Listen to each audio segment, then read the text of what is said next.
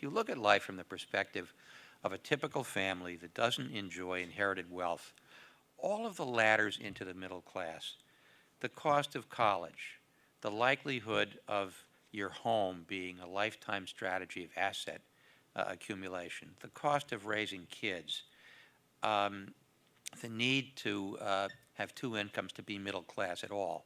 These have just completely gotten away from us relative to my father's generation, even my generation as a young adult. So now, and I think the important point here is this all antedates the recession that started in 2007, 2008, which was not so much the cause of these problems as the revelation of these problems. And debt had been the family substitute for income growth.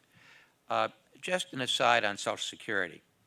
If the relationship of wages to productivity growth of the economy as a whole had been the same in the 30 years after 1975 that they had been in the 30 years before 1975, Social Security would be in surplus until the year 3000.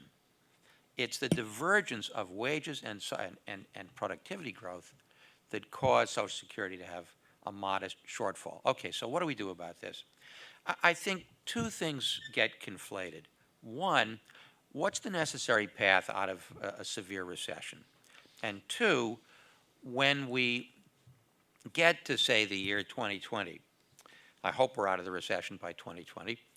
And by recession, I just don't mean whether GDP growth is increasing, because that was the fact in the late 1930s, but whether job growth is increasing and whether it's paying a living wage.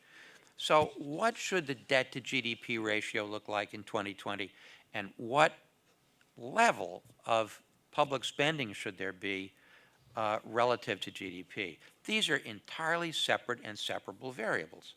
So one, I think we probably need deeper deficits in the short run, or we're going to have premature belt tightening. And I agree with Maya on this.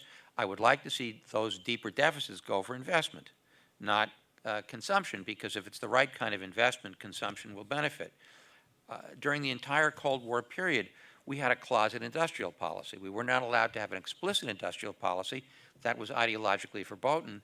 But we had all of these incredible spin-offs of all of the defense spending, which created investment in technologies and created good jobs, even though we were preaching to the rest of the world that it was a sin to have industrial policy. So I think if we have a debt to GDP ratio of 100% by 2020, which is alarming to fiscal conservatives, I think that would be just ducky if we also had a recovery, because then we would do what we did after World War II. We'd have the budget close to balance. In the 25 years after World War II, the typical deficit was about 1.4%, but the growth rate was 3.8%. So over time, debt to GDP comes down. I think that's the less painful way to get back on a growth trajectory and to have broadly distributed fruits of that growth. I would like to see public spending to GDP stabilize at around 26, 27, 28%, and that's just federal. Still about 10 points less than Western Europe, where the typical public outlay to GDP is between 45 and 50%. And those social benefits are valued.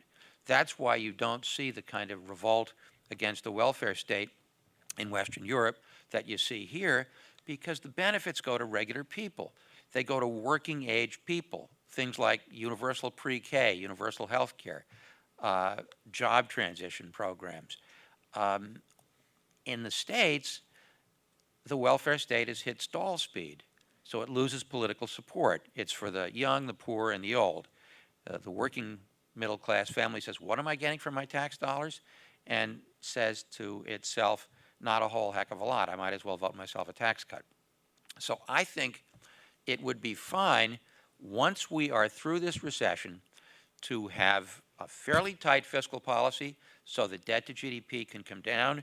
And it's a value question. It's a political question, how high spending and taxing should be relative to GDP. I think it should be a lot higher than it should be.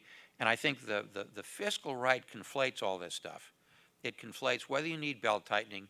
It conflates how high the debt to GDP ratio should be with how high the public spending to GDP ratio should be. It's possible to be progressive on the question of more social spending and investment, but also very responsible on the question of whether you have a balanced budget once you're out of the recession.